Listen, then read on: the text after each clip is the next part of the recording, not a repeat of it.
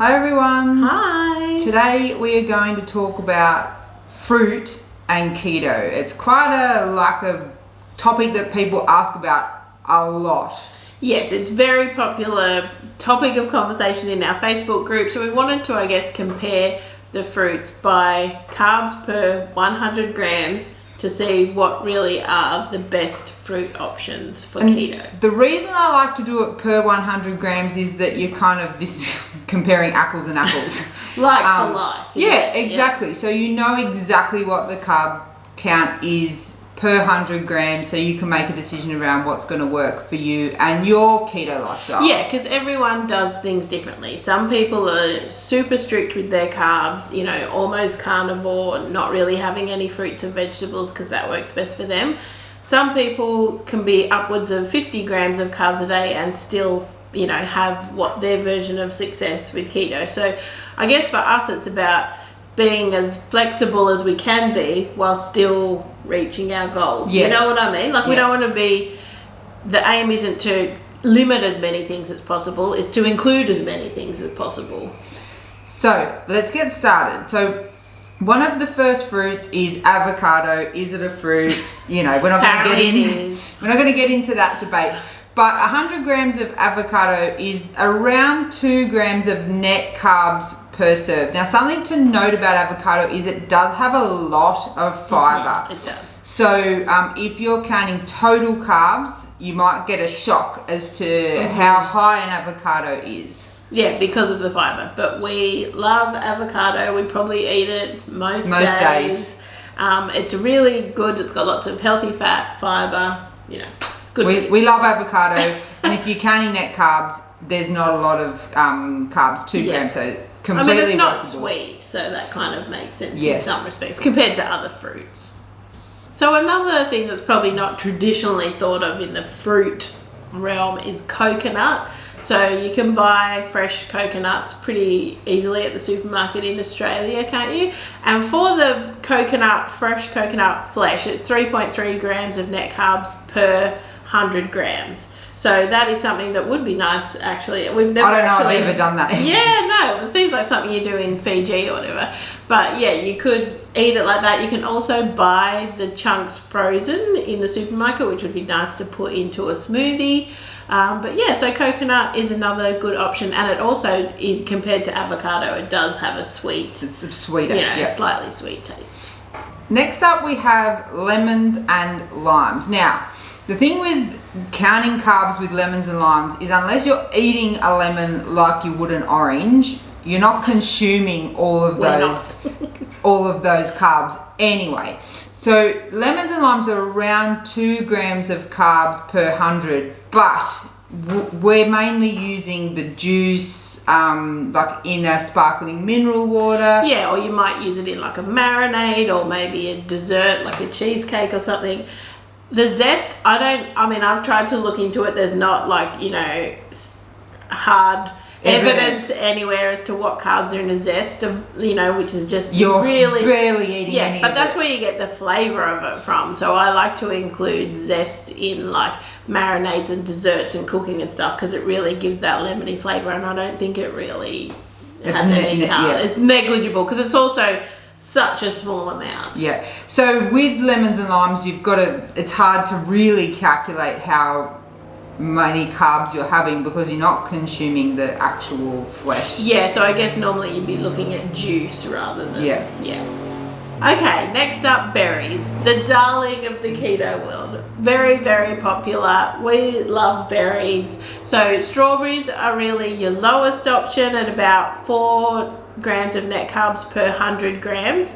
Bear in mind though, 100 grams probably is less than you think. Do you reckon? Well, if you think about a punnet of blueberries, those punnets that you buy at Woolworths, they're 125. Yeah. So the strawberries are probably 200 for a punnet. They're 250, I think. Right. Yeah. So you're not getting a lot of strawberries for your 100 grams, but I still think it's totally workable.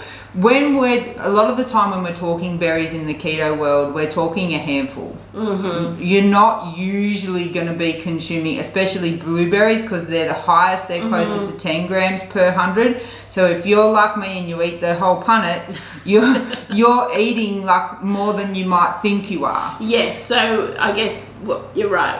We use it like a garnish. So a handful on top of a chia pudding, a handful on top of a bit of yogurt or something. Or you have some nuts with a few blueberries, not sitting down to eat a whole. I mean, you could eat. I mean, what would a punnet be? It'd just be over, if you're doing blueberries, it'd probably be 12 or 13. So depending, and the thing is, you can work out where you want to spend your carbs, I guess. That's right, yeah. So it's whether the berries are worth it for you. For some people it is not, and for other people it definitely is. And for a lot of people in the keto world, it's the one kind of sweet thing you may be having. So you might be doing what we did a lot at the start, was a couple of spoonfuls of the real double thick cream that you can buy at Woolworths and Coles, and a few blueberries and some crushed nuts, and that was like our sweet dessert, possibly after our meal, and that really got us through. Yes, and I definitely think I think it's a better option to have some berries as your sweet thing rather than having something like a low carb protein bar or something. Yeah, something that's, more processed.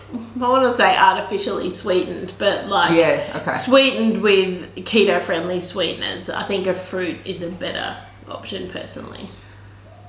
So that's the berries. Now, controversial topic when we looked into this. This is a little bit controversial because these don't come up on keto food lists very often. I don't know that I've ever seen it on a keto food list. So a lot of people would say that these are not keto, but per 100 grams they're lower than some of the berries a lot of us are eating on keto, and that is melon. I was shocked. Yeah, I guess because it's got so a high, sweet to me. Yeah, but it also has a high water content compared to something like a banana that feels really dense. Yeah, so rockmelon and watermelon were actually comparable to berries, right? Per 100 grams. Yeah. I will say probably the difference for me is you're buying the berries in a punnet of 125 or 250, and you spread those out between two people. Yeah. We'll eat those over a few days. The watermelon, you're buying even if you're buying a quarter of a watermelon, that's still a lot of watermelon. Yeah, and how much, like one piece of watermelon's probably 100 grams ish. Yeah, so it's less easy to kind of probably not overeat it, in my opinion. So the watermelon is 7 net carbs per 100, so better than the blueberries.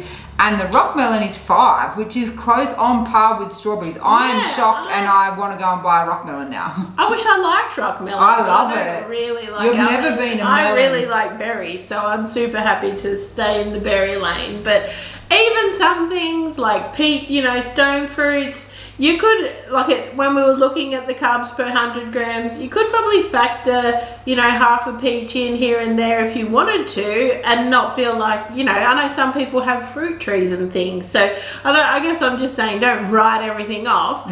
It's up to you if you want to factor it in and eat, other low carb things throughout the day. And in the keto world, I know some people take the approach that if it's mango season, I'm going to eat one mango and enjoy it. And and that is fine. I'm happy to work that into my week instead of day. People look at it that way as well. So fruit is up to you. You make the decision around what works for you. If you're unsure, test your ketones and see what reaction you have. Yeah, and definitely if you're someone who's more in like a maintenance level, or like low carb, high fat versus keto, or like really trying hard to lose weight, you could be in a different situation as to how much fruit you can include. So I think don't write it off forever that you can never have fruit again. I'm sure we've also missed some because we didn't look at every single fruit that exists on the planet. So if you have a fruit that you like to incorporate in your keto low carb lifestyle, please pop it in the comments below. Tell me what the per 100 grams net carbs per 100 grams is, so I'm aware. And then, yeah, I'm happy to try different fruits. Yeah, I think some others that kind of popped up was star fruit, which we don't really eat. Kiwi fruit? Yeah, kiwi fruit, another good option. So there's definitely some out there, and I guess anything that's more sour, less sweet tasting, probably grapefruit even. Yeah, but let us know, do you include fruit? Some people probably just find it easier to avoid it altogether. So, I mean, again, it's one of those what works for you things. We love including berries. Dan's probably going to get a Rockmelon today, so... Maybe not today, but maybe next week. Hopefully you've enjoyed this video. If you have, guys, give it a thumbs up. Subscribe to our channel. In December, there is a lot coming your way. So make sure you subscribe so you don't miss out. Thanks so much for watching. Bye. Bye.